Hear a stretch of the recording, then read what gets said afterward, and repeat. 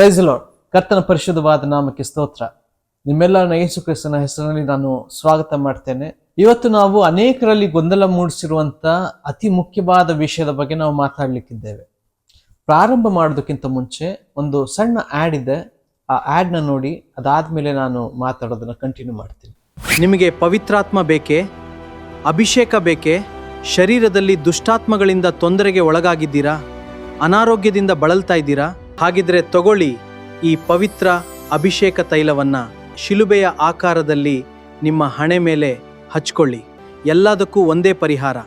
ಹಿಂದೆ ಪಡೆದು ದೇವರ ಆಶೀರ್ವಾದಕ್ಕೆ ಪಾತ್ರರಾಗಿ. ಯಾರ್ಯಾರಿಗೆ ಈ ಅಭಿಷೇಕ ತೈಲ ಬೇಕು? ನಾನು ಈ ಆ್ಯಡ್ ಮಾಡಿದ್ದು ತಮಾಷೆಗೆ. ನಿಜವಾಗ್ಲೂ ನಾನು ಯಾವುದೇ ಅಭಿಷೇಕ ತೈಲವನ್ನ ನಾನು ಮಾರ್ತಾ ಇಲ್ಲ. ಆದರೆ ಬರುವಂತ ದಿನಗಳಲ್ಲಿ ಈ ರೀತಿಯಾಗಿ ಅಭಿಷೇಕ ತೈಲವನ್ನ ಮಾರುವಂತ ವಿಷಯಗಳನ್ನ ನಾವು ನೋಡಬಹುದು ಅಂತ ನನಗನ್ಸುತ್ತೆ. ಅನೇಕರು ಈ ಅಭಿಷೇಕ ತೈಲವನ್ನ ಮಾಂತ್ರಿಕ ವಸ್ತು ತರ ಬಳಸ್ತಾರೆ. ಹಣೆ ಮೇಲೆ ಶಿಲುಬೆ ಆಕಾರದಲ್ಲಿ ಹಚ್ಚಿದ್ರೆ ರೋಗ ಹೋಗುತ್ತೆ, ಅಥವಾ ಬಾಗಿಲ ಮೇಲೆ ಹಚ್ಚಿದ್ರೆ ದೆವ್ವ ಮನೆಗೆ ಬರೋದಿಲ್ಲ, ಅಥವಾ ದೆವ್ವ ಇದ್ದವರ ಹಣೆ ಮೇಲೆ ಹಚ್ಚಿದ್ರೆ ಅವರಿಂದ ದೆವ್ವ ಬಿಟ್ಟು ಹೊರಟೋಗುತ್ತೆ. ಈ ರೀತಿಯಾಗಿರುವಂಥ ಅನೇಕ ನಂಬಿಕೆಗಳನ್ನ ನಾವು ಈ ಕಾಲದಲ್ಲಿ ನೋಡಬಹುದು. ಇನ್ನು ಅನೇಕರು ಯೆರೂಸಲೇಮಿನಿಂದ ತಂದ ಎಣ್ಣೆಗೆ ಸ್ಪೆಷಲ್ ಪವರ್ ಇರುತ್ತೆ ಅಂತೇಳಿ ಲಕ್ಷಾಂತರ ರೂಪಾಯಿ ಖರ್ಚು ಮಾಡ್ಕೊಂಡು ಹೋಗಿ ಸಾವಿರಾರು ರೂಪಾಯಿ ಕೊಟ್ಟು ಆ ಎಣ್ಣೆನ ತಗೊಂಬಂದು ಅವರು ಯೂಸ್ ಮಾಡ್ತಾರೆ. ಆದ್ರೆ ಬೈಬಲ್ ನಮ್ಗೆ ಏನ್ ಕಲ್ಸುತ್ತೆ? ಈ ಅಭಿಷೇಕ ತೈಲದ ಬಗ್ಗೆ ಅಥವಾ ಅನಾಯಿಂಟಿಂಗ್ ಆಯಿಲ್ ಬಗ್ಗೆ ನಮ್ಗೆ ಏನ್ ಕಲ್ಸುತ್ತೆ? ಬನ್ನಿ ನಾವು ಬೈಬಲ್ ಏನ್ ಹೇಳುತ್ತೆ, ಇತಿಹಾಸ ಏನ್ ಹೇಳುತ್ತೆ, ಇದ್ರ ಪ್ರಕಾರ ಬೈಬಲ್ನ ಸತ್ಯವೇದ ನಿಜವಾದ ಸತ್ಯವನ್ನ ನಾವು ತಿಳ್ಕೊಳ್ಳೋಣ.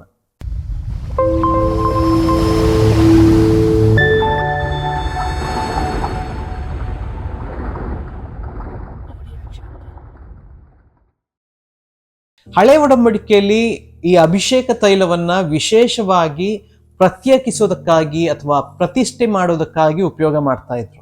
ನಾವು ವಿಮೋಚನ ಕಾಂಡ 30ನೇ ಅಧ್ಯಾಯ ಅದರ 22ರಿಂದ 30ನೇ ವಾಕ್ಯ ತನಕ ಓದುವಾಗ ಅಲ್ಲಿ ದೇವರು ಸ್ಪೆಷಲ್ ಆಗಿ ಒಂದು ರೆಸಿಪಿ ಕೊಡ್ತಾ ಇದ್ದಾನೆ.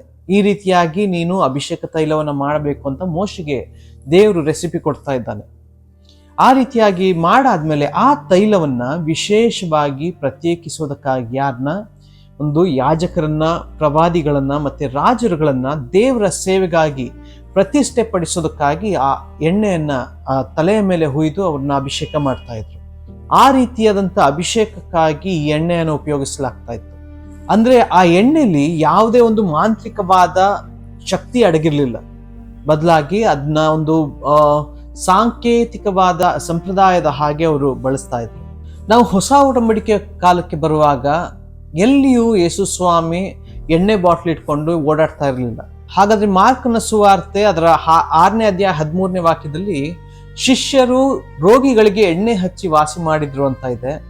ಅದೇ ರೀತಿಯಾಗಿ ನಾವು ಯಾಕೋಬನ ಪತ್ರಿಕೆ ಓದುವಾಗ ಯಾಕೋಬನ ಪತ್ರಿಕೆ ಅದರ 5ನೇ ಅಧ್ಯಾಯ 14ನೇ ವಾಕ್ಯದಲ್ಲಿ ಹೀಗಿದೆ: ನೀವು ನಿಮ್ಮಲ್ಲಿ ಯಾರಾದ್ರೂ ಅನಾರೋಗ್ಯದಲ್ಲಿದ್ರೆ ಅವ್ರಿಗಾಗಿ ನೀವು ಸಭೆ ಹಿರಿಯರನ್ನ ನೀವು ಕರೆಸಿ ಅವರು ಎಣ್ಣೆ ಹಚ್ಚಿ ಅವ್ರಿಗೋಸ್ಕರ ಪ್ರಾರ್ಥನೆ ಮಾಡಲಿ ಅಂತ ಇದೆ. ಸೊ ಇದ್ರ ಅರ್ಥ ಏನು? ಯಾಕೆ ಈ ರೀತಿಯಾಗಿ ಎಣ್ಣೆ ಹಚ್ಚೋದ್ರ ಬಗ್ಗೆ ಬರ್ದಿದೆ ಬೈಬಲ್ನಲ್ಲಿ? ಇಲ್ಲಿ ಯಾಕೋಬ ಈ ರೀತಿಯಾಗಿ ಹೇಳ್ತಾ ಇಲ್ಲ ಎಣ್ಣೆಲಿ ಏನೋ ಮ್ಯಾಜಿಕಲ್ ಪವರ್ ಇದೆ, ಅದನ್ನ ಹಚ್ಚಿದ್ರೆ ರೋಗಿಗಳು ಗುಣವಾಗ್ತಾರೆ ಅಂತ. ಬದಲಾಗಿ ನಾವು ಇತಿಹಾಸವನ್ನ ನೋಡೋದಾದ್ರೆ ಆಲಿವ್ ಆಯಿಲ್ ನ ಒಂದು ಮೆಡಿಸಿನ್ ತರ ಆ ಕಾಲದಲ್ಲಿ ಯೂಸ್ ಮಾಡ್ತಾ ಇದ್ರು. ಇದನ್ನ ನಾವು ಲೂಕನ ಸುವಾರ್ತೆ 10ನೇ ಅಧ್ಯಾಯದಲ್ಲಿ ನಾವು ನೋಡ್ಬೋದು. ಅಲ್ಲಿ ಯೇಸು ಸ್ವಾಮಿ ಒಳ್ಳೆ ಸಮಾರ್ಯದವನ ಸಾಮ್ಯವನ್ನ ಹೇಳುವಾಗ ಆ ಒಳ್ಳೆ ಸಮಾರ್ಯದವನು ಈ ಗಾಯವಾದವನಿಗೆ ಅವನೇನ್ ಮಾಡದಂತೆ ದ್ರಾಕ್ಷಾರಸ ಮತ್ತೆ ಎಣ್ಣೆಯನ್ನ ಹಾಕಿ ಅವನಿಗೆ ಆ ಗಾಯಗಳನ್ನ ಕಟ್ಟದಂತೆ. ದ್ರಾಕ್ಷಾರಸ ಆಂಟಿಸೆಪ್ಟಿಕ್ ಆಗಿ ಆ ಕಾಲದಲ್ಲಿ ಯೂಸ್ ಆಗ್ತಾ ಇತ್ತು. ಮತ್ತೆ ಎಣ್ಣೆ ಒಂದು ನೋವಿನ ಆಯಿಂಟ್ಮೆಂಟ್ ತರ ಅದು ಯೂಸ್ ಆಗ್ತಾ ಇತ್ತು. ಅಂದ್ರೆ ಆಲಿವ್ ಆಯಿಲ್ ಏನಿದೆ ಅದು ಆ ಕಾಲದಲ್ಲಿ ಒಂದು ಫಸ್ಟ್ ಏಡ್ ಮೆಡಿಸಿನ್ ತರ ಯೂಸ್ ಆಗ್ತಾ ಇತ್ತು. ಯಾಕೋಬ ಎಣ್ಣೆ ಹಚ್ಚಿ ಅಂತ ಹೇಳ್ತಾ ಇರೋದು ಅದರ ಅರ್ಥ ಏನಂದ್ರೆ ಆ ಕಾಲದಲ್ಲಿ ಲಭ್ಯವಾಗಿದ್ದ ಒಂದು ಬೆಸ್ಟ್ ಮೆಡಿಸನ್ ಏನಿತ್ತು ಅದನ್ನ ಹಚ್ಚಿ ಅದನ್ನ ಯೂಸ್ ಮಾಡಿ ಆ ನಂತರ ಪ್ರಾರ್ಥನೆ ಮಾಡಿ ಅಂತ. ನಾವು 15ನೇ ಅಧ್ಯಾಯದಲ್ಲಿ ನಾವು ಕ್ಲಿಯರ್ ಆಗಿ ನಾವು ಓದ್ಬೋದು ಏನಿದೆ. ಯಾಕೋಬನು ಬರೆದ ಪತ್ರಿಕೆ 5ನೇ ಅಧ್ಯಾಯ ಅದರ 15ನೇ ವಾಕ್ಯದಲ್ಲಿ ಹೇಳಿದೆ, ನಂಬಿಕೆಯಿಂದ ಮಾಡಿದ ಪ್ರಾರ್ಥನೆ ರೋಗಿಯನ್ನ ರಕ್ಷಿಸುವುದು ಅಂತ. ಅಂದರೆ ಬಾಟಲಲ್ಲಿರುವ ಎಣ್ಣೆ ರೋಗಿಯನ್ನು ಗುಣಪಡಿಸುವುದಿಲ್ಲ, ಬದಲಾಗಿ ನಂಬಿಕೆಯಿಂದ ಮಾಡಿದ ಪ್ರಾರ್ಥನೆ ಅದು ರೋಗಿಯನ್ನು ಗುಣಪಡಿಸುತ್ತೆ. ಅನೇಕ ಪಾಸ್ಟರ್ಸ್ ಅವರು ಎಣ್ಣೆಯನ್ನು ಉಪಯೋಗಿಸುವಾಗ, ಎಣ್ಣೆ ಹಚ್ಚುವಾಗ ಶಿಲುಬೆ ಆಕಾರದಲ್ಲಿ ಅವ್ರು ಹಚ್ತಾರೆ. ಈ ಕಾಲದಲ್ಲಿ ತುಂಬ ಕಡೆ ನಾನು ನೋಡಿದ್ದೀನಿ, ಅವರು ಶಿಲುಬೆ ಆಕಾರದಲ್ಲಿ ಎಣ್ಣೆಯನ್ನು ಹಚ್ಚಿ ಪ್ರಾರ್ಥನೆ ಮಾಡೋದನ್ನು ನಾನು ನೋಡಿದ್ದೇನೆ. ಬೈಬಲ್ನಲ್ಲಿ ಎಲ್ಲಿಯೂ ಶಿಲುಬೆ ಆಕಾರದಲ್ಲಿ ಎಣ್ಣೆ ಹಚ್ಚಿ ಪ್ರಾರ್ಥನೆ ಮಾಡಿ ಅಂತ ಎಲ್ಲಿ ಕೂಡ ಬರೆದಿಲ್ಲ.